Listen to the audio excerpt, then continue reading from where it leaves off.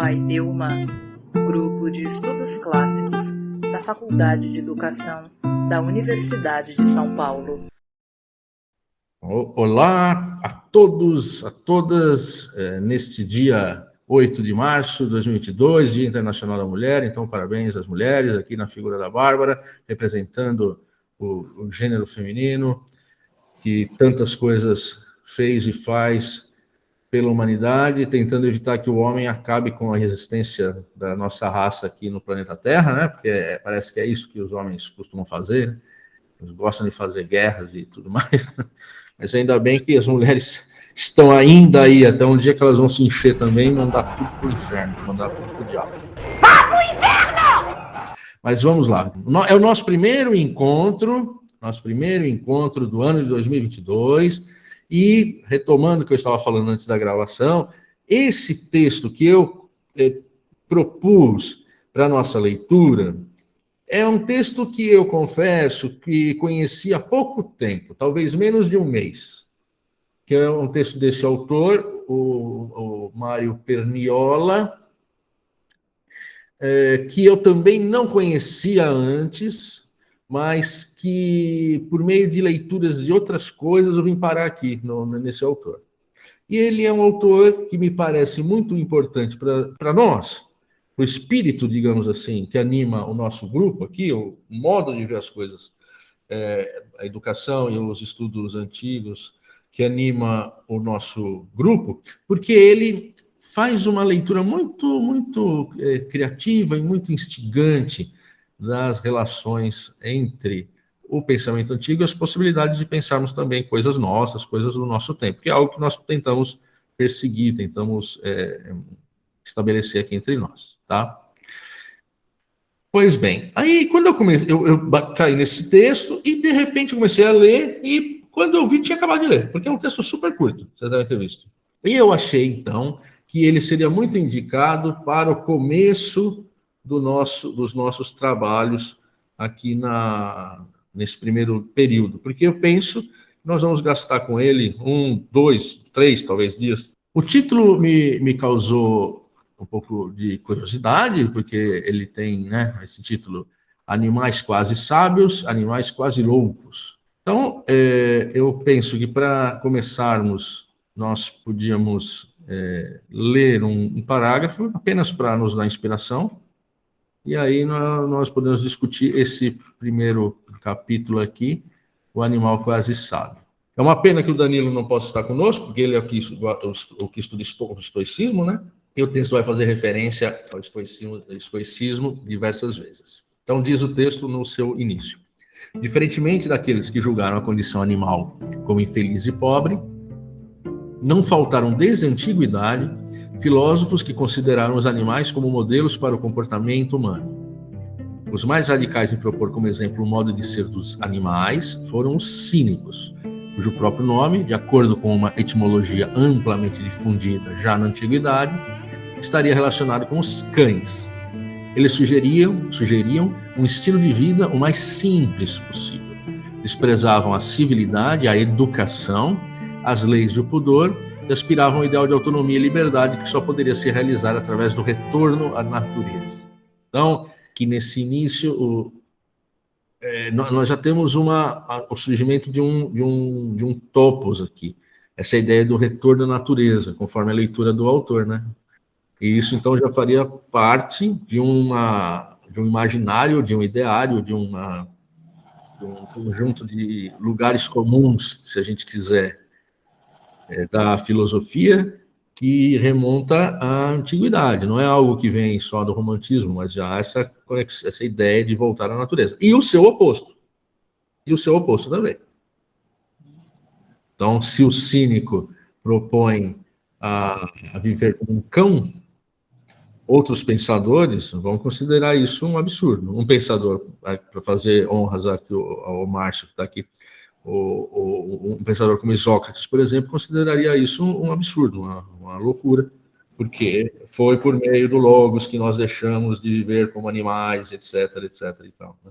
Então, aqui é uma negação justamente disso, desprezar a civilidade, a urbanidade, desprezar a educação, no paideia, os nomoi, né, o aidosa, que são todos termos importantes, o pudor, todos esses termos da civilidade grega, quer dizer, civilidade é um termo latino, né, mas a paideia, o nomos, o aidos, o respeito, tudo isso que constitui a civilidade deveria ser abandonado para que nós vivêssemos como os cães e invocarmos a natureza. Né? Ô, Marcos, você falou do texto, quando você falou, eu também li, assim, de um dia, rápido, tal, achei muito interessante e fui procurar mais alguma coisa sobre o autor e achei especificamente um comentário sobre esse texto em que diz que esse trecho inicial, diferentemente daqueles que julgaram a condição animal como infeliz e pobre, há aqui uma referência, uma crítica a Heidegger.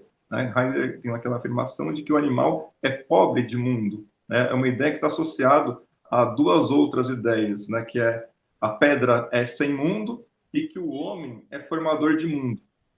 Né? E essas ideias todas o Heidegger apresenta quando ele vai examinar a condição de estar no mundo do homem. Como é difícil entender o Heidegger, eu ia perguntar isso para o Vicente, que não está. Mas você percebeu, vocês perceberam todo esse diálogo? Ou só essa referência inicial? Eu confesso que não conheço um pouco do Heidegger. Eu não percebi, mas agora que você falou, essa ideia de que o animal é infeliz e pobre porque ele não tem mundo, ou que a pedra é sem mundo, né? Tem a ver com a concepção não só de Heidegger, mas a concepção da fenomenológica e depois existencialista, né? Ou seja, de que o mundo só existe de fato porque nós, de alguma maneira, criamos o mundo a partir da nossa existência. A nossa existência, por ser uma existência dotada do que nós chamamos de interioridade, pode representar um mundo dentro da gente. Esse mundo fora, ele só é compreensível porque ele é, de algum modo, recebido por nós. A ideia de que não existe uma consciência sem mundo, uma consciência absolutamente vazia, não seria consciência. A consciência precisa do mundo, ela é constituída do mundo, esse mundo com M maiúsculo, né? Do mesmo modo que o mundo, sem uma consciência que se colocasse diante dele ou em relação a ele, esse mundo também não existiria. É claro, mas então você está sendo um discípulo do Berkeley, né? Que ser é ser percebido, né? Uma árvore que cai no meio da floresta amazônica, sem que ninguém escute ela, sem que ninguém veja ela cair, sem que ninguém escute ela cair, faz barulho. Claro, a gente não está discutindo isso, não é que o mundo deixasse de existir materialmente, mas é como se ele não existisse nem materialmente, como se ele não existisse de fato. Então, o animal é pobre de mundo, porque ele ainda tem um mundo, já que é um ser sensível, um ser que recebe o que está de fora nele, mas ele é pobre porque não é dotado de consciência. E a pedra é sem mundo, já que a pedra é um ser, aquela ideia do Sartre, ser para si, ser em si, né? Já que ela é um ser não dotado de percepção. Mas isso faz muito sentido. A ideia, de novo, criticando tanto o Perniola, talvez, em relação a Heidegger, quanto os antigos em relação aos seus contemporâneos, antigos também, que valorizavam demasiadamente o humano em relação às outras expressões da vida, fazem essa provocação. É melhor viver como um cão, né? O kínikos, que vive como um cachorro, vive como como é que é o cachorro? Kennel Club, né? Sinofilia, que é a arte de cuidar de criar cachorros, vem todos do termo grego para cão, que eu não sei como é, não lembro, é kion. Eu gostaria de chamar a atenção para uma questão aí que o momento em que aparecem esses movimentos lá na história da filosofia grega, sobretudo, que buscam esse retorno à ideia de que o ser humano é ainda ou constitui ainda como um animal, né? Se pegar, por exemplo, lá pelo Diógenes, o cínico, né, que vivia com os cães, ele está num momento de decepção em relação à cultura grega, né, em relação à cultura humana. E se nós formos pegar os outros que foram aparecendo, basicamente eles aparecem nesses contextos aonde a ideia de civilização, a ideia de política, né, os feitos que são produzidos a partir dessa episteme humana não deram tão certo assim. Então, me parece que o ser humano, quando o Edson coloca aí essa questão da pobreza de mundo, né, o cão é pobre de mundo, mas o homem pode construir o mundo, a gente precisa lembrar que nós oscilamos entre uma condição de riqueza de mundo, de pobreza de mundo e de miserabilidade de mundo. Porque nós conseguimos construir um mundo que pode ser mais miserável do que o mundo dos cães. Tá? Que ele é pobre epistemologicamente para o cão, mas para nós ele é miserável do ponto de vista, sobretudo, dos valores, pensando assim deontologicamente, né? Então, nesse caso, eu chamaria a atenção, inclusive, daquilo que diz o Sófocles lá, que o ser humano ele pode ser o mais divino dos animais, mas pode ser o mais terrível de todos também, né? Justamente porque nós oscilamos assim entre aquilo que pode ser muito bom, inclusive do ponto de vista ético, mas também nós podemos produzir misérias horríveis, e às vezes os animais servem de exemplo para nós, né? Dizendo assim, os animais se comportam melhor do que muito ser humano, e aí nesse caso eles se tornam referência. Do ponto de vista da fidelidade, um cachorro pode ser mais fiel do que um ser humano, ele pode cumprir mais com a honra do que seres humanos são capazes de cumprir com as leis que eles mesmos outorgam e depois não cumprem. Então, eu acho que tem essas questões todas aí que vale muito a pena discutir a partir do texto, porque o texto instiga isso, né? Sim. Eu acho interessante nesse sentido. Sim. Não, Márcio, muito boa observação. Essa ideia de que o animal possui um critério interno que é dado pela natureza, enquanto que é um padrão, uma medida, um critério de medida, que faz com que ele não se afaste ou não se afaste demasiadamente. É que estou pensando na condição dos animais que são domesticados, etc. Mas ele possui um critério, o animal possui um critério interno que o homem parece não possuir ou então ser capaz de abandonar, de destruir. E nessa destruição de um critério interno que nós tivéssemos, ou então a nossa decisão de não seguir esse critério interno, que é o que instaura a liberdade humana, porque o cão não é livre, já que é determinado por esses critérios, nós somos, só que o que garante, por isso essa coisa fáustica, e você citou muito bem o Sófocles, essa coisa fáustica, essa coisa deinos, terrível do homem, tal como aparece na Antígona, que o homem é um ser terrível. Deinos, terrível pode ser compreendido tanto de modo positivo quanto negativo, e de fato nós podemos criar um mundo miserável. Não só um mundo pobre, como é o mundo do animal, mas um mundo miserável, como é o mundo que nós inventamos. Pior do que o mundo pobre de qualquer animal. Isso é muito interessante, muito significativo, sim.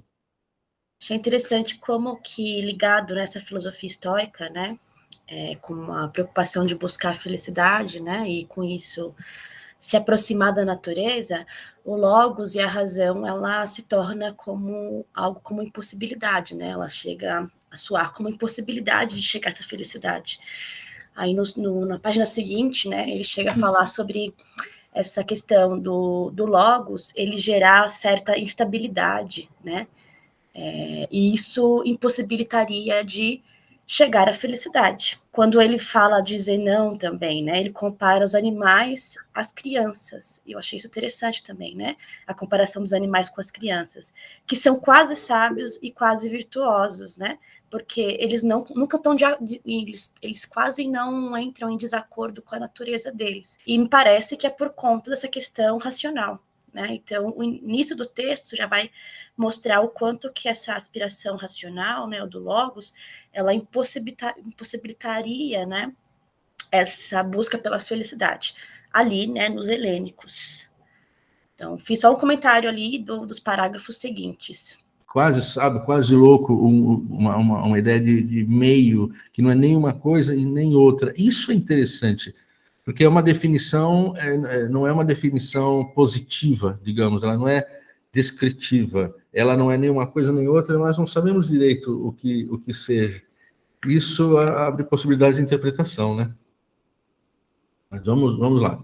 Já que o texto é curto, Então ele diz, esta última aspiração, ou seja, de retorno à natureza, constitui um ponto basilar do estoicismo, que pode ser considerado um desenvolvimento e um aprofundamento da problemática cínica. A posição dos estoicos em relação ao mundo animal é muito importante para os fins do debate atual, porque revela a estreitíssima conexão entre a questão animalista e a questão antropológica. A ideia de animalidade não é independente da ideia de humanidade. Ora, os estoicos, por um lado, operavam uma claríssima divisão no interior da humanidade entre sábios e tolos. Isso é importante, né? De fato, os estoicos faziam essa divisão, né? Por outro, aproximavam a condição do sábio daquela do animal e da criança, é o que a Bárbara falou há pouco, na medida em que os três participam da felicidade. Então, olha só, se para os estoicos viver bem é viver de acordo com a natureza, segue-se que viver de acordo com a natureza equivale a gozar da felicidade. Mas, com efeito, viver de acordo com a natureza é próprio dos animais privados de razão, desde o início até o fim da vida. A eles, portanto, é possível gozar da felicidade. Esse trecho é importante. Então, há uma relação entre a felicidade do animal, da criança, e do viver segundo a natureza. O animal vive segundo a natureza, a criança vive segundo a natureza. Então, o animal e a criança são felizes. Aquele que não vive conforme a natureza, ou seja, aquele que, em relação à physis, se afasta dela a favor de uma determinada norma, que é a norma nascida da razão, do logos, esse não é feliz. Puxa, eu acho isso muito significativo. Ou seja, aquilo que se diz, a ignorância é uma bênção. Então, continuando aqui. A diferença entre o sábio de um lado e o animal e a criança do outro consiste no fato de que o primeiro só pode atingir a felicidade através da razão, do logos, enquanto os outros dois já são espontaneamente felizes graças ao instinto. Aí ele não usou physis, mas usou ormé, que é o instinto. Ora, a condição humana é muito mais difícil do que a animal e infantil. A condição humana é mais difícil do que a animal e a infantil, ou seja, a criança ainda não é humano. Isso é interessante, por nós que lidamos com a educação, é interessante pensar o quanto essa ideia foi poderosa e ainda continua entre nós, apesar digamos, da revolução copernicana de Rousseau, ao integrar, por assim dizer, a criança na humanidade, dando a ela uma humanidade diferente, não no sentido de ser separada, mas uma humanidade toda própria, não definida pela ausência daquilo que há entre os adultos e que nela não se manifesta, mas uma natureza, um modo de ser, uma condição que, sendo diferente da do adulto, não é devedora. A infância não é uma ausência daquilo que no adulto vai se manifestar, mas antes de tudo é a presença daquilo que no adulto vai se manifestar em potência, e que pode ou não se desenvolver da melhor maneira possível, né?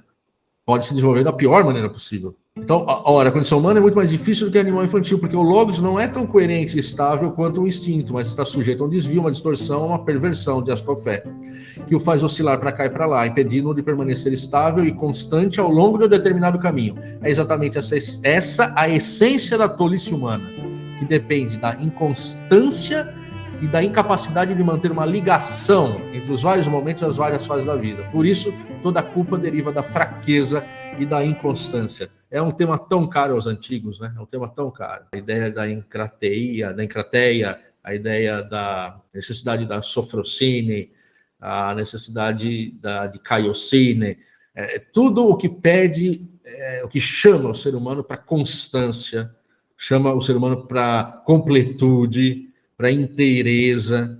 A resposta dos gregos eu não sei se funciona, mas que foi a percepção de uma condição nossa que é facilmente revelada, basta que nós reflitamos um pouco sobre nós mesmos.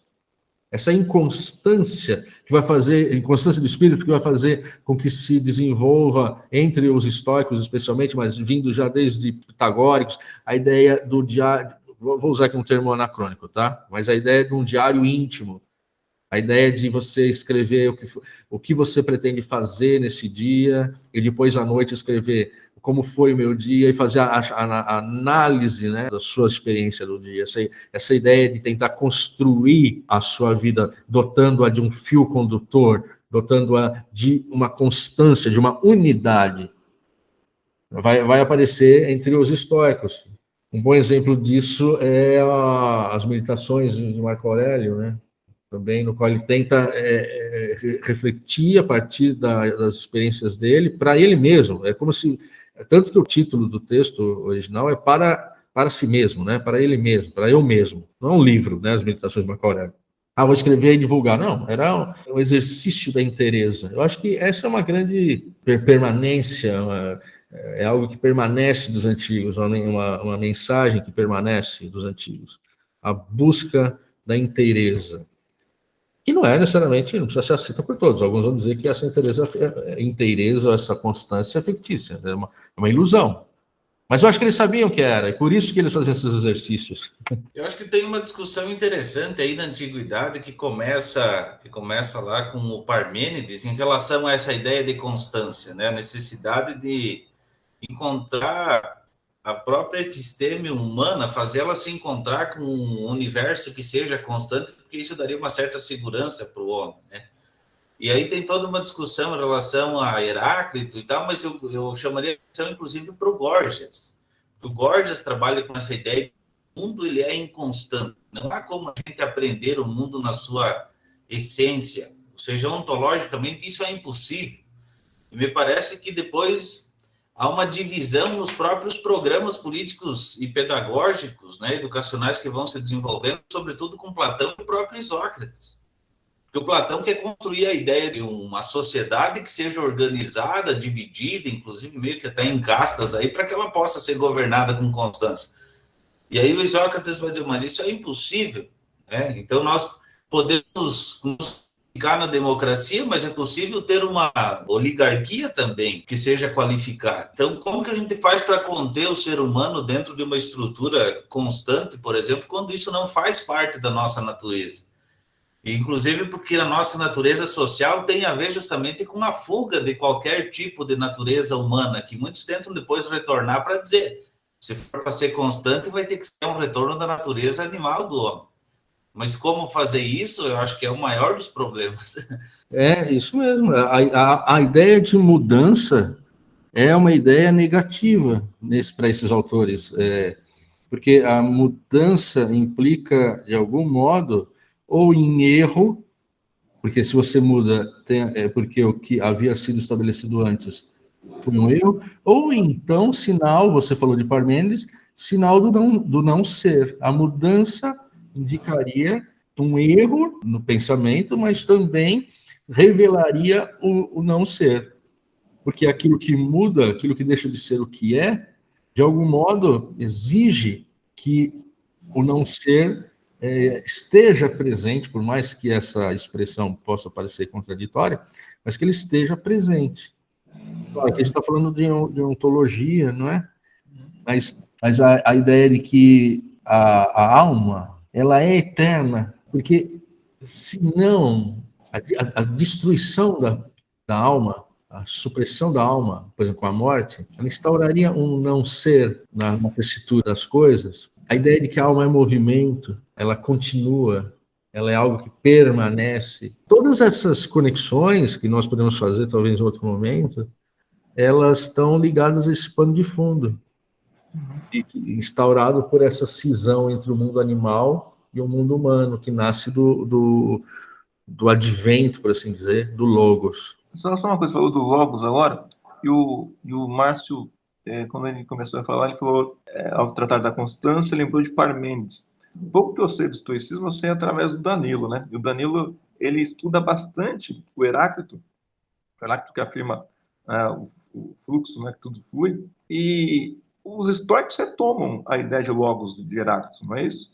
Sim, a ideia de que tudo flui e que tudo se organiza mecanicamente, ou seja, o movimento do mundo demonstra essa fluidez, ou seja, o mundo é fluido. É que o estoicismo ele é bastante interessante também por conta disso. Ele não tem uma doutrina, não há uma canônica no sentido de terminar, não há um livro que determine, não há uma obra que determine. Os próprios Sêneca fala disso, ele fala sobre isso, ele fala, o que me importa se fulano pensou isso ou fulano pensou aquilo? Eu penso tais coisas. Né? Quem é o dono dessa ideia, o dono daquela ideia? O estoicismo tem contribuições de diversas ênfases. Por que eu estou falando isso? Porque você vai ter um estoicismo que vai pensar num mundo regido por uma lógica, por um logos, que é um princípio que poderíamos hoje aproximar do que chamamos de leis da física, leis do mundo natural, no qual nós estaremos imersos, e aí o mundo seria pura matéria, até do outro lado a ideia de que esse logos é a providência. Por isso que nós vamos ter aproximações posteriores entre o logos e o cristianismo. Por que o epicurismo não? O epicurismo vai ser combatido pelos cristãos. E muitos dos convertidos ao cristianismo eram estoicos ou eram platônicos. Epicureus eu não conheço nenhum. Mas por que eu estou falando isso? Já que não tem tanto a ver com a filosofia, mas com a história da cultura, a história das ideias. Porque a ideia de que o logos é providência, de que o logos é, de algum modo, uma razão que zela pelo cosmos, uma instância que garantiria a inteligibilidade do mundo. Só que essa inteligibilidade, ela existiria tendo em vista certos propósitos. A ideia de providência carrega em si a ideia de algum propósito, de algum juízo, de algum encaminhamento, de alguma opção, de alguma escolha.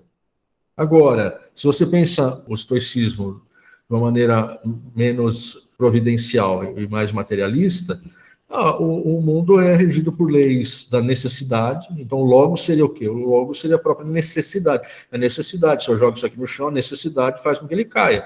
É uma lei da natureza. A necessidade faz com que nós morramos. Só que também no estoicismo, e eu não sou especialista no estoicismo, mas a gente pode lembrar que existe a ideia também da conflagração universal. A ideia de que no fim haverá uma conflagração universal. Por quê? Aí a gente lembra do Heráclito, porque o que é o movimento para Heráclito? Esse vir-a-ser do Heráclito é fogo. Fogo que movimenta o cosmos. É o fogo como um princípio que faz com que tudo venha a ser. Então, esse fogo, no final, provocaria uma conflagração universal em que tudo viria a ser destruído, no sentido de consumado, e voltaria a ser de novo, num ciclo infinito, e pensado em arcos de tempo inconcebíveis para nós. Essa ideia do eterno retorno é uma ideia que o Nietzsche vai se aproximar dela, e que não é uma ideia só dos estoicos. Antes dos estoicos já havia, especialmente no pensamento hindu e tal, a ideia desse... Talvez tenha havido algum tipo de conexão entre o pensamento hindu na época do helenismo, dos contatos entre Índia e o Ocidente, por meio das conquistas de Alexandre o Grande e tal. Então, o estoicismo, ele vai tentar compreender o mundo a partir de uma explicação absolutamente lógica e férrea. Por isso que nós temos essa caracterização do estoico, do homem, da pessoa, do ser humano estoico, como aquele que não se deixa abater por nada. Por quê? Porque ele sabe que tudo o que acontece porque deve acontecer. Ah, mas você perdeu, sei lá, seus filhos morreram. Sim. Onde estava escrito que eles eram eternos? Ah, aconteceu uma desgraça, e aí o estoico fica impassível. Por isso que nós usamos isso. Fulano de tal comportou-se estoicamente. É quando o fulano fica impassível. Por quê? Ele tenta controlar em si, ou amortizar, ou mesmo destruir as paixões. Porque a paixão, ela é a logos. Ela não é discurso, ela não é razão, ela não é pensamento. A paixão ela é aquilo que não faz o homem. A definição do ser humano o ser humano é racional, o ser humano é razão, o ser humano é logos. E aí todos os filósofos, de algum modo, concordam com isso. Isócrates e Platão, que são dois opostos, concordariam com isso. O homem é o logos. Onde não há o logos? Há nos animais e há nas crianças. Os animais e as crianças são felizes. Mas são felizes de um modo irrefletido. Eles não sabem que são felizes. Aquela expressão que a gente conhece, eu era feliz e não sabia. Exatamente. Você não sabe que é feliz. O homem, ele é infeliz porque ele não consegue, não é capaz mais de seguir o instinto, a natureza, aquilo que lhe é posto como regra de vida, porque ele talvez nem... Aí há uma enorme discussão, que natureza é essa? Alguns vão dizer que a natureza é a natureza do homem, dentre a sofística, por exemplo, que a lei da natureza que rege a lei dos homens é a lei do mais forte, então nós devemos seguir a lei do mais forte. Então deveríamos organizar a sociedade de uma maneira que os mais fortes, os mais poderosos, comandassem os mais fracos. Aí outros vão falar, bem, a natureza diz isso, mas isso é terrível, isso não pode ser assim, nós devemos mudar isso. Ou seja, o ser humano está numa bagunça, porque ele não tem um critério claro de como é que ele deve agir.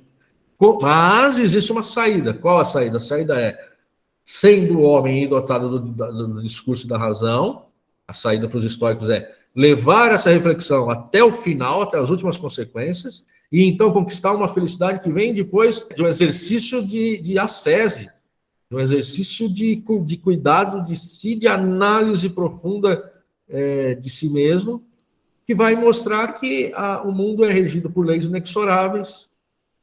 E aí o Sêneca usa essa imagem, que eu acho bem legal, que é o homem, digamos, profano, o homem que, deixando de ser feliz como um animal e como uma criança, é um infeliz, porque não segue as normas, as regras do Logos. Esse homem infeliz é comparado ao cão que, amarrado a uma carroça, se revolta e briga e luta para escapar da corda que o prende a carroça e que o leva para onde a carroça está indo.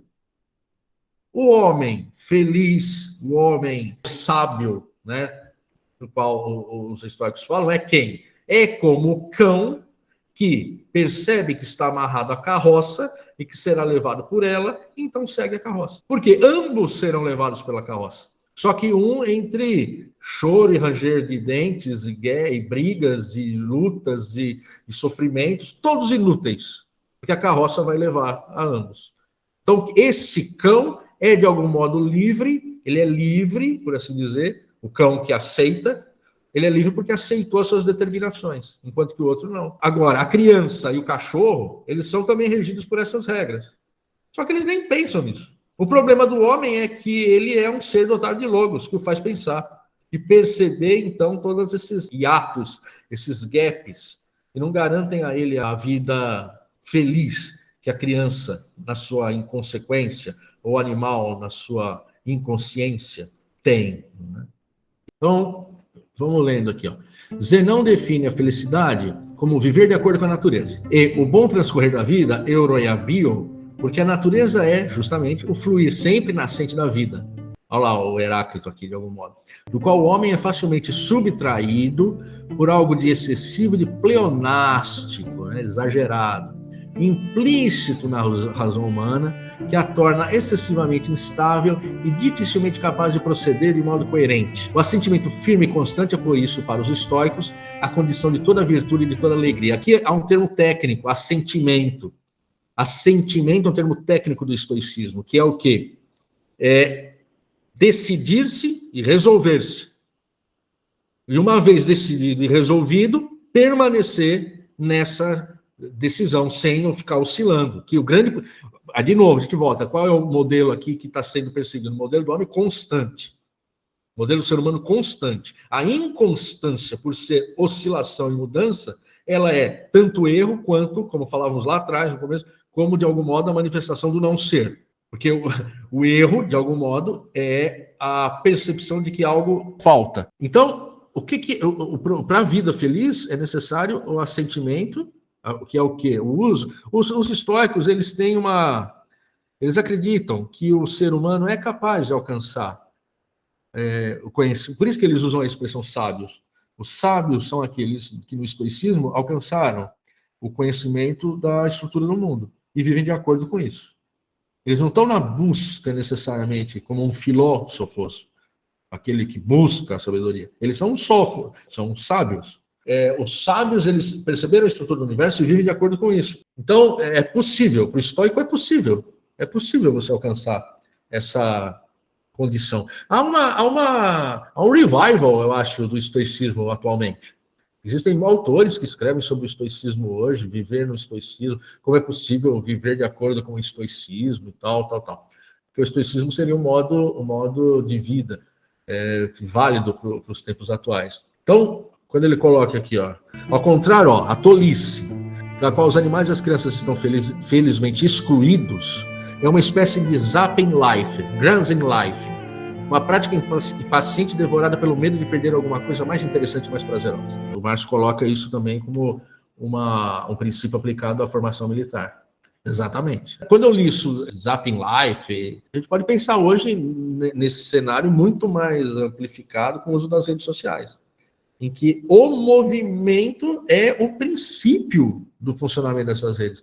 O movimento no seu sentido amplo, o movimento no sentido de você subir ou descer lá o feed, você sobe ou desce aquilo, e também o movimento de você curtir, de você comentar, de você... A ideia do movimento é necessário estar sempre em movimento, o que vai contra a concepção do sábio. Quanto mais sábio, menos movimento. Isso não quer dizer um movimento, não é nem o mais importante o movimento físico, não é isso. Mas é um movimento do pensamento. É como se, numa vida regida pelo zapping, né, eu não pensasse. Por quê? Eu estou passando de um ponto ao outro, toda hora. E esse passar de um ponto ao outro é pura dispersão. Ele não constitui pensamento. Olha só, os animais e as crianças estão excluídos da tolice. Por quê? Porque os animais e as crianças são seres que não são dotados do logos. Infans, que vai dar infância. Infância quer dizer aquele que não fala. Não é um sentido necessariamente negativo, mas é um sentido constitutivo. A criança é aquela que ainda não tem o logos, como o adulto tem. Não é capaz de argumentar. Você não argumenta como a criança. Quem dá aula para criança aqui sabe, quem já deu. Não adianta você argumentar com uma criança pequena e dizer a ela a razão, a premissa é essa, as consequências são essas. É por isso que as crianças são tão poéticas e criativas e metafóricas, porque o pensamento delas é diferente desse pensamento que aparece aqui, o pensamento lógico, racional. E elas não são tolas, porque quem é tolo? Quem é tolo é aquele que, chegado à idade do logos, não foi capaz de utilizá-lo, ou usou de modo errado. E aí, já os animais nunca estão em desacordo consigo mesmos, assim como as crianças, eles são quase sábios, quase virtuosos. Por quê? Porque eles são pré-logos. Então, eles não são sábios ainda, porque para serem sábios, eles, nessa definição, não estou defendendo, também não estou acusando, eles deveriam ter passado a ser seres dotados do discurso e se colocado em relação a isso de uma determinada maneira que constitui o sábio. Eles são quase sábios, quase virtuosos por natureza e não por paideia. Eles são naturalmente quase virtuosos e quase sábios. Por conta disso, porque eles não se tornaram seres de razão, né? Então, no pensamento estoico sobre animalidade, a palavra osanei, quase, como se, desempenha um papel fundamental e indica uma adesão espontânea ao ciclo cósmico, que é análogo à da sabedoria humana, mas muito mais imediato e direto. Professor, tem uma questão em relação à cosmologia aí, me parece que vem lá com os pitagóricos ainda, e que depois a academia, sobretudo de Platão, aproveita disso, né? Essa ideia de que a natureza possui uma matemática e, por conta disso, ela é constante. Existe uma ideia de constância na própria natureza, que pode ser expressa matematicamente. E como a matemática ela constitui um conjunto específico do logos, que é esse mais ligado à geometria, enfim, quando os acadêmicos lá e Platão recuperam essa ideia, me parece que isso passa, inclusive, para a ideia de justiça, para a construção de uma paideia, para a edificação de uma estrutura social e política dentro desses critérios. E aí corre assim que havia muito essa discussão entre a physis e o nomos, qual é que é a aproximação que existe entre o universo do humano, ainda que construído por meio do nomos, da ordem, da lei, da norma, enfim, com a própria ideia de uma natureza física, cosmológica, enfim, da qual o ser humano participa de algum modo, né? O texto me fez pensar um pouco isso também. Eu acho que tem muita riqueza de coisas aí que a gente poderia estar explorando. É uma constante no pensamento antigo. Quando eu falo no pensamento antigo, eu não estou pensando num bloco, né? mas pensando que isso existe no pensamento antigo, muito forte. Então, por exemplo, a ideia de que a racionalidade, a lógica, a constância que nós vemos no cosmos, na ordem do universo. Então, imaginemos, estamos lá na antiguidade, olhamos para o céu. É um céu que não é ofuscado à noite pelas luzes da cidade, pela poluição, não existe nada disso. Imagina o céu que nós vemos. Que céu é esse? Um ex-aluno meu falou que ele viajou para o Marrocos e fez um tour lá no deserto, e passou a noite lá. E ele falou que foi uma das coisas mais impactantes que ele já viu, foi o céu do deserto. O deserto plano, então você tinha uma cúpula e um céu absolutamente limpo, deserto, ou seja, sem tanta umidade, e aquilo causou um impacto nele que ele falou, nunca vamos esquecer daquilo. Uma coisa assim, nós não temos ideia do que é um céu limpo, né? De verdade, um céu que lhe dá a ideia de cúpula, porque ele está numa grande extensão plana, né? Então nós não temos essa ideia, mas o antigo tinha. Daí quando ele olhava para o cosmos, ele viu que a ordem. E o que ele queria de um modo ou de outro, eu estou simplificando muito aqui, me perdoem, mas o que ele queria de um modo ou de outro era estabelecer, como você falou, o nomos, as normas, a dike, a justiça, a partir de qual parâmetro? Qual é o parâmetro? Qual é o critério? Quando Platão diz Deus é a medida de todas as coisas. Deus. Esse Deus não é o nosso Deus, não é o nosso Deus judaico ou cristão, não é. Esse Deus é o Deus que está além do demiurgo que fez o cosmos, é a própria ordem, a própria estrutura do universo. Não no sentido panteísta, talvez, mas num sentido profundamente essencial, ou seja, o universo, em essência, é, de algum modo, a manifestação dessa lógica e dessa racionalidade que são divinas. Se eu consigo organizar a sociedade dos seres humanos de acordo com essa lógica, de acordo com essa ordem, então eu terei a sociedade feliz. Se eu consigo organizar a minha alma de acordo com essa ordem, eu serei um homem feliz. Porque o que é ser feliz? É agir de acordo com a natureza, é agir de acordo com aquilo que eu sou mesmo. É a ideia que o David Hume depois na modernidade vai acabar, né, com essas pretensões, não ele, é o pensamento moderno, né?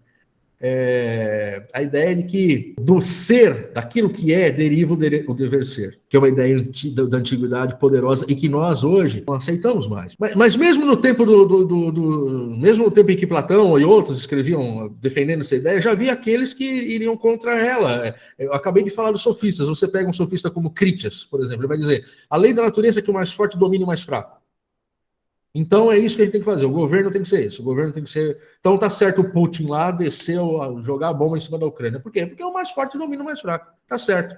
É uma política, podemos chamar uma política do além do homem, do Übermensch, do além do homem. É uma política da ideia do condottieri, da ideia do Führer, do líder e tal. Tá, mas um outro sofista como Hippias de Elis, por exemplo, vai dizer: todos os homens a natureza fez iguais, são os nomoi que nos distinguem uns dos outros, o escravo do homem livre, etc, etc, etc. Ou então, sim, os mais fortes dominam os mais fracos. Só que isso não é correto. Um licofronte, por exemplo, um licofronte vai dizer algo do tipo. Assim, quem instaurou a realeza, quem instaurou tudo isso a partir dessas normas, errou. Por quê? Porque nós não devemos seguir essa lei da natureza. Olha só, a ideia de que não é porque algo é que eu devo, então, ser isso ou aquilo. Eu não sou capaz de dizer exaustivamente o que algo é. Por quê?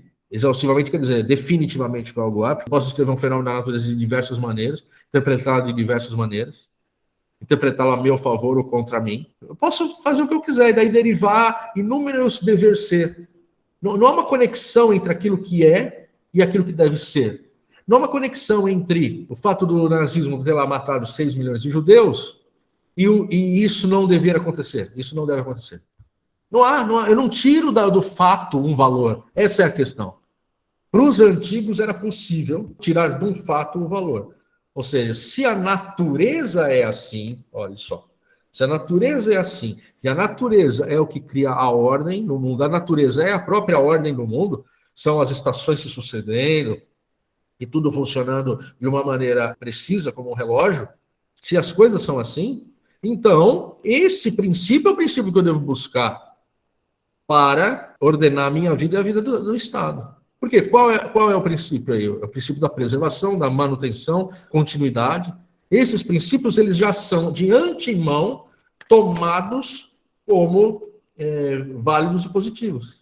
Então, notem, o pensamento moderno para um autor antigo seria um pensamento antinatural, seria um pensamento que vai contra a natureza. E ao ir contra a natureza, é um pensamento que deveria ser abandonado. Para um contemporâneo nosso, o pensamento antigo é um pensamento iludido, com a ideia de que você pode tirar o dever ser do ser. É um pensamento que não percebe, por exemplo, como Nietzsche disse, que por detrás de toda palavra existe outra palavra, e que os discursos são formas de poder, maneiras de se manifestar o poder, como inúmeros autores propuseram, Foucault, por exemplo. É um pensamento ingênuo para os antigos, seria um pensamento ingênuo.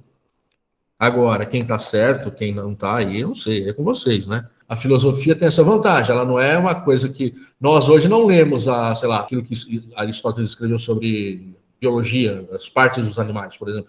Nós não lemos para estudar biologia, aquilo não faz parte do campo da biologia, faz parte da história das ideias científicas. Mas ninguém lê aquilo para aprender biologia. Quem quer ser biólogo não vai ler Aristóteles. Por quê? Porque ele errou em muitas coisas, ele explicou as coisas do modo errado. No entanto, lemos a ética de Aristóteles. Lemos a metafísica de Aristóteles até hoje. Eu vou ler, então começa assim. Ó. Aquilo que caracteriza os tolos é, segundo o estoicismo, a dissensão interna que se manifesta, por exemplo, no estar sempre mudando de ideia, há neles algo de selvagem, de feroz, de bestial, que os torna inimigos de si mesmos.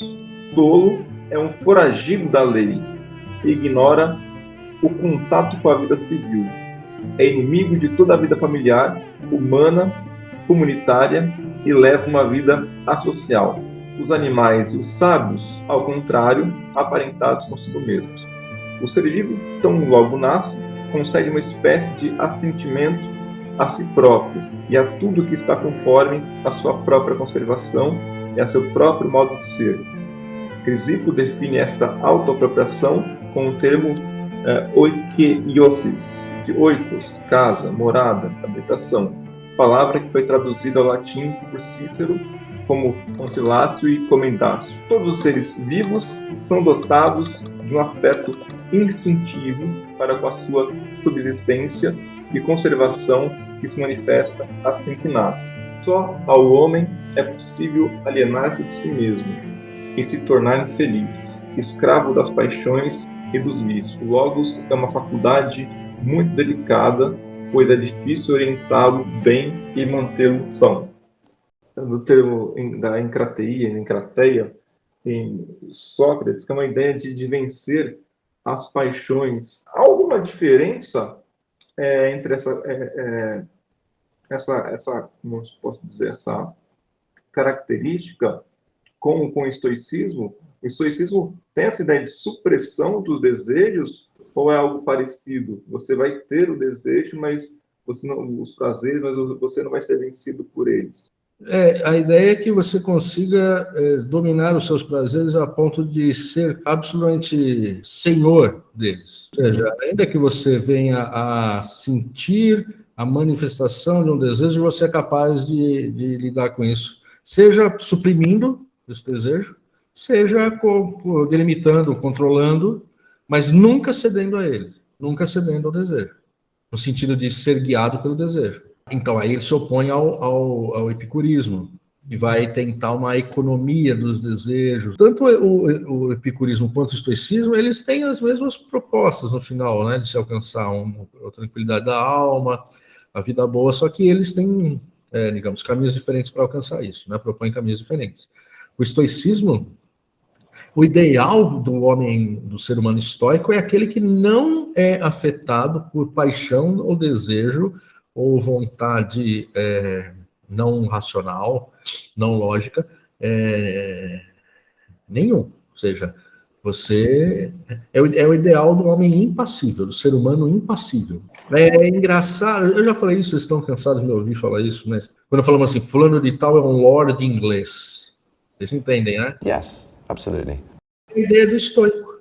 E que deriva do quê? Por que esse ethos, esse caráter, é associado à Inglaterra? Justamente por conta da formação da nobreza inglesa, dos public school, que é ao contrário, é estranho, mas é ao contrário da nossa public school aqui. Public school é uma escola pública, lá public school não, é uma escola de elite, uma escola em que eles eram formados nessa literatura. Sêneca, Platão, Cícero, esses autores que valorizavam esse modo de vida, essa maneira de enfrentar as coisas absolutamente impassível. Então, por exemplo, Sherlock Holmes é um modelo de estoico. Elementary, my dear Watson.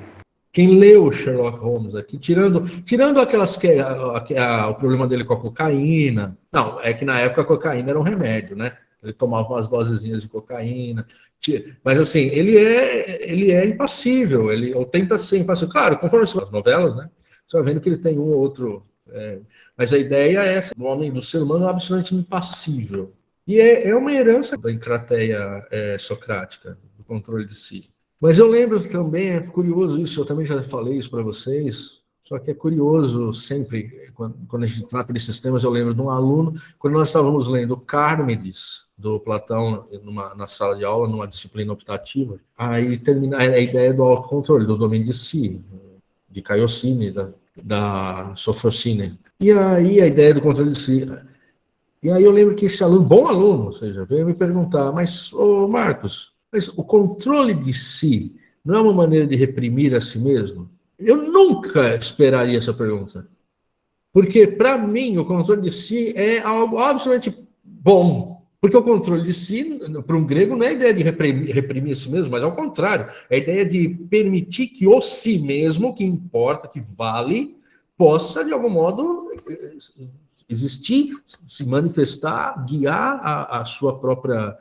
seu próprio desenvolvimento. E todo o resto seria o quê? Desvios, dificuldades, distrações, dispersões, que prejudicariam esse si mesmo de ser o que ele deve ser. A ideia do torna-te o que tu és, do Píndaro.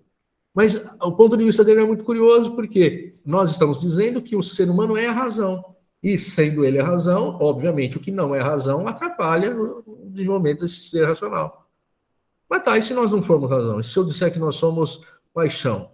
Se eu disser que nós somos instinto? Se eu quiser viver como um cachorro? O que eu acho que um estoico queria dizer é que você vai se destruir. Porque Diógenes, que vive como um cão, ele vive onde? Ele vive como um cão no meio do mato, lá, isolado de todo mundo? Obviamente não. Ele vive no centro da cidade. Olha, isso é importante. A gente fala que é barril, tonel, mas era, antes de tudo, uma cratera de barro gigante, não. E ele vive ali no centro da cidade. Isso é interessante.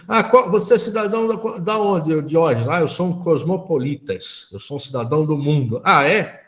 Não, ele é um cidadão de Corinto. Ele está ali naquela cidade. Diga, Renata. Está me ocorrendo agora, e aqui os colegas também podem me ajudar, porque muitos de vocês dão aula, o ensino fundamental e médio não é o meu caso, mas é curioso porque agora, nos últimos anos, se fala em educação emocional, né? Um pouquinho diferente talvez de educação socioemocional, aprendizagem socioemocional, enfim. E em muitos artigos que eu li, muitos textos que eu li, se faz uma breve menção, sim, aos estoicos, mas a grande fonte, vamos dizer, filosófica, né? Enfim, pode ser argumentar se é religião ou filosofia, mas é o budismo, em diálogo com as neurociências, enfim, e psicologia cognitiva para embasar as pesquisas e as aplicações da educação socioemocional, né? Mas não se fala em paixões, se fala em emoções. E não se fala em controle, se fala em educar as emoções. E não se fala em repressão. Então, é muito difícil ver nesses embasamentos teóricos qualquer referência à psicanálise, por exemplo, né, que eu imagino que é aonde esse aluno recorreu. É mais psicologia cognitiva, nesse sentido. Mas, sim, há uma menção muito recorrente aos estoicos, e eu acredito que parte desse revival que você se referiu é justamente por conta disso. E, bom, o estoicismo tá sempre lá quietinho, mas influenciando, por exemplo, a psicologia, a terapia comportamental e outras abordagens terapêuticas. Também é curioso porque não se discute, e isso eu ando prestando atenção nesses textos, fundamentos antropológicos, qual é a concepção de ser humano. Não, porque você havia falado, em última instância, é para o ser humano, para o homem, ser o que ele é. Mas não se fala isso. Onde a gente quer chegar com isso? Isso não se discute, né? Talvez aí haja, de certa forma, uma influência da psicanálise no sentido de nós sermos bem ajustados, no sentido de podermos ter convívio social. Não sei, são coisas para se pensar. A palavra controle é uma palavra muito complicada de a gente utilizar hoje, né? Não pode falar, eu tenho que controlar as crianças, nós devemos controlar as nossas emoções. Nós não falamos isso, nós precisamos lidar com as nossas emoções. É interessante pesquisar um pouco a língua geral, né? Nós não usamos certos termos, como reprimir, devemos reprimir isso ou aquilo, mas muito por conta daquilo que herdamos do impacto causado pela psicanálise, pelo pensamento freudiano. A nossa linguagem pedagógica, mesmo cultural, está toda ela marcada muito fortemente pelo pensamento psicanalítico, Freud e outros, Adler, quando nós estamos falando de totem complexo, ele é complexado, né? Complexo de inferioridade. Você está com complexo de inferioridade. Então, sei lá, Freud está neurótico, está muito neurótico, neuras, essas neuras. Isso tudo é presença desse vocabulário, que determina como nós lidamos com as coisas. A grande diferença é que, para Freud, aquilo que ele diz, né? O homem não é senhor na sua própria casa. O ser humano não é senhor em sua própria casa. O ser humano, ele acha que é senhor porque ele é dotado de razão. Só que a razão é uma parte pequena da vida interna, da vida mental do ser humano. É uma pequena parte, é a ponta de um grande iceberg que tem embaixo da linha d'água as pulsões, o inconsciente. E aí que tá, não é possível, a outra frase do Freud, não é possível cavalgar o inconsciente. Você não consegue domar o inconsciente, que era algo que os estoicos, sem terem claramente a noção de inconsciente, acreditavam ser possível. No entanto, você falou algo muito interessante, se nós formos pela abordagem comportamentalista, que de fato não se preocupa muito com o que acontece dentro da cabeça, mas com aquilo que eu faço, o estoicismo continuaria válido. Porque não importa muito se eu estou realmente impassível diante de tal situação. Se eu me comportar como impassível diante de tal situação, eu, de fato, estarei impassível diante de tal situação. E aí, o que está fora, de algum modo, determina o que está dentro. Aquela ideia de que o hábito faz o monge, no sentido não aqui do hábito como o hábito do monge, a roupa do monge, né? Mas do continuado exercício. Mas, então, ele vem de fora para dentro. Porque você não apela para nenhuma teoria da mente. Não importa nem que haja mente, pode até não ter mente. Essa é outra coisa bem interessante, a ideia de teoria da mente. Todos nós achamos que aqueles com quem nós conversamos possuem uma mente igual a nossa. E é a partir daí que nós desenvolvemos as nossas interações sociais. Mas isso não está nem um pouco demonstrado, mas tudo bem, isso é outra história. Então, aí é interessante porque se eu me comporto de uma determinada maneira, se eu me habituo a me comportar de uma determinada maneira, pouco importa se eu esteja ou não internamente, nesses recônditos aí perdidos da nossa mente, que eu esteja ou não verdadeiramente impassível. Se verdadeiramente passivo, até perde sentido.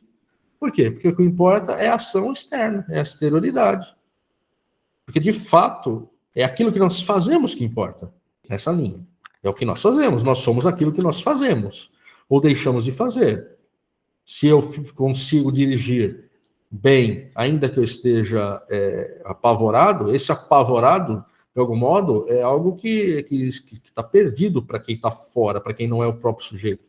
Mas ele conseguiu, ele venceu aquela dificuldade e passou a dirigir. E de tanto dirigir, esse apavoramento, talvez se atenue, talvez diminua.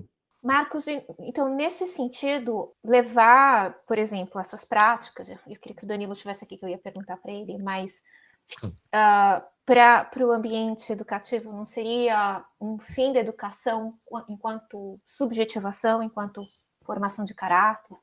Então, mas aí que está. A nossa cultura hoje é extremamente subjetivada. Ou seja, é a subjetividade das pessoas que é o mais importante. Um pensamento como esse, ele põe em jogo a subjetividade, conta para a necessidade de formação dessa subjetividade, mas sempre em contato com um critério que está fora dele, que é o mundo. Ou seja, existe uma verdade, existe um modo de ser que é o modo correto de ser. Existe, isso existe. Então, olha só, a tarefa educativa não é encaminhar a subjetividade para o desenvolvimento dela mesma, no sentido de que ela será o que ela quiser. Não, não é isso. Os antigos não pensavam assim. Eu lembro, quando eu dava aula, até hoje, né, na faculdade, a gente trata, por exemplo, a alegoria da caverna, por exemplo. Aí o aluno sempre vai escrever algo do tipo, sempre vai escrever algo assim. Não, que ali Platão está dizendo que nós devemos procurar o novo. Sabe? Vamos sair da caverna, aquela coisa, vamos sair da caixinha, vamos parar de pensar dentro da caixinha, precisamos do novo. Tá? Não é o novo que Platão está falando. Platão não está falando do novo.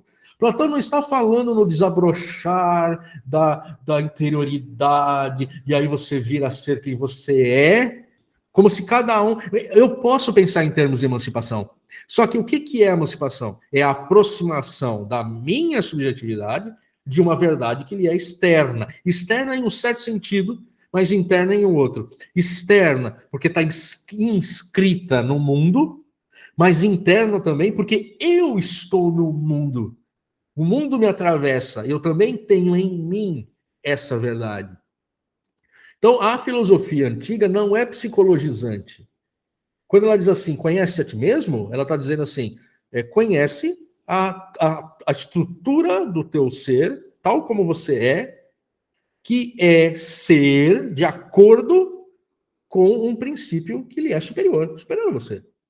Conhece a ti mesmo, sou assim, eu vou desenvolver minhas habilidades artísticas, minhas habilidades emocionais. Não é isso. Conhece a ti mesmo perceba quem você é na fila do pão, perceba quem você é na estrutura das coisas.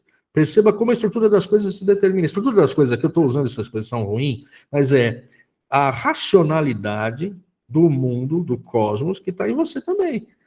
Aí, o que é conhecer a si mesmo? É saber que você é antes a alma que o corpo, e que você deve seguir aquilo que é bom para a alma e não aquilo que é bom para o corpo. É por isso que Sócrates se deixa matar. Que os bens e as riquezas não são importantes. Que você deve duvidar daquilo que você pensa e entrar e se dedicar sempre a um exercício constante, percebendo onde você errou e procurando se acercar da verdade. Então, não tem subjetivismo, existe uma norma externa e superior, que você é mais livre quanto mais se aproxima da norma. É a ideia do cachorro lá que eu falei. Não é exatamente aquilo, eu estou tomando uma liberdade poética aqui, conceitual, claro, mas assim, é um pouco daquilo. O que é ser livre? Ser livre é perceber as amarras que me determinam. Nós vamos ver isso em Spinoza, por exemplo. Spinoza vai retomar isso de uma maneira... A ética dele é um negócio fabuloso, um negócio monstruoso, assim. Mas ele vai retomar essa ideia. O que é ser livre? É perceber, digamos, as amarras que me determinam. É perceber os cordéis que me determinam. Isso é ser livre. Isso é conhecer a mim mesmo. Não é ser livre, conhecer a mim mesmo não é psicológico. Não é expressão de uma interioridade subjetiva diferente. A minha é diferente da sua, da Cláudia, do Armando, da Bárbara, Edson, do Márcio. Isso é o contingente. De novo, voltando lá para o começo. Isso é o contingente, isso é o não necessário. Isso é o acrescentado. Não é isso importante. O importante é saber quem eu sou de fato. E aquilo que eu sou é também o que todos nós aqui somos. Isso nos identifica, não nos separa. A diversidade da expressão humana. Ok.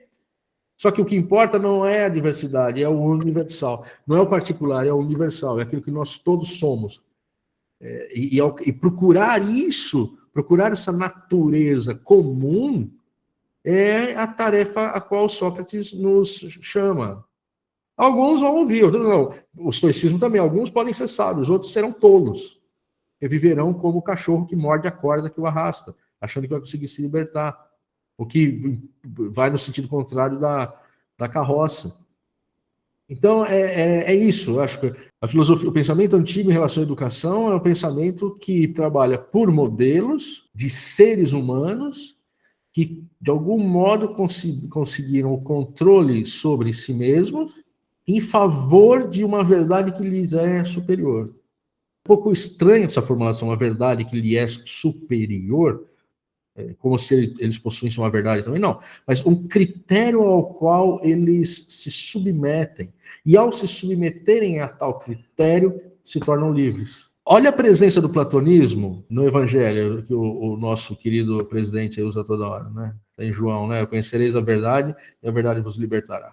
João 8:32. E conhecereis a verdade e a verdade vos libertará. Ou seja, essa verdade que liberta, e essa é a perversão também que o atual presidente faz de interpretar essa frase, essa verdade que liberta, não é uma verdade que te deixa fazer o que você quiser. Ah, eu conheço a verdade, posso fazer o que eu quiser. Não. Essa é uma verdade que, uma vez conhecida, ata você aquilo que você deve fazer. Entendeu? E ser livre é isso. No pensamento antigo, no pensamento religioso também, quando o Agostinho diz, né, ame e faça o que quiser, o peso não está no fazer o que quiser, está no amor. O amor, se você ama mesmo, o seu querer é transformado, e o seu querer vai permitir que tudo o que você fizer, regido por esse querer, será regido antes por uma regra superior ao seu querer particular, que é a regra do amor, ordo amoris, a ordem do amor. Então, o peso não está na liberdade, o peso não está no faça o que quiser, o peso não está no conhece a ti mesmo, no sentido psicológico, não tinha nada disso. O conhece a ti mesmo é um apelo a, veja quem você é, baixa a bola. Você é o quê? Você é um ser imortal. A medida, né? O conhece a ti mesmo recomenda a medida, justamente os gregos nos tomarem por um Deus. A ideia da medida. É fundamental no pensamento antigo, a ideia da medida. Fugir da híbris. A híbris é o grande pecado do pensamento antigo. Há um autor que eu gostaria até um dia de ler com vocês, mas não sei se dá, é o MacIntyre. Alasdair MacIntyre. Ele tem uma tese que você não precisa concordar com ela, né? Mas que vai dizer que no campo ético nós precisaríamos voltar para Aristóteles. Não no sentido de seguir Aristóteles, tudo, mas a ideia de que o subjetivismo, o sentimentalismo, a ideia de empatia como critério da ética da moral contemporânea nos levou, mas a ideia de que uma ética de virtudes, de desenvolvimento de potenciais humanos, né? Alasdair MacIntyre, a gente teria que ir para lá, por quê? Porque nós caímos num terreno tão pantanoso que a manifestação das nossas particularidades, das nossas subjetividades, é erigido como lei. Só que, se todo mundo faz isso, é preciso ainda alcançar aquilo que é comum a todas essas manifestações, para que o pensamento opere. A ideia do comum, se a gente não quiser usar o termo universal, mas a ideia do comum. O que é comum a tudo isso? De que modo nós podemos organizar uma vida ética, uma sociedade pautada por princípios éticos, se não houver uma base comum? Né? Então, favorecer essa base comum é algo que o MacIntyre considera importante, fundamental. A ideia de virtude, uma ética baseada na virtude, não na empatia, não no subjetivismo, não no sentimentalismo, aquilo que chama de sentimentalismo. Emotivismo. Emotivismo, melhor, emotivismo, exato, emotivismo.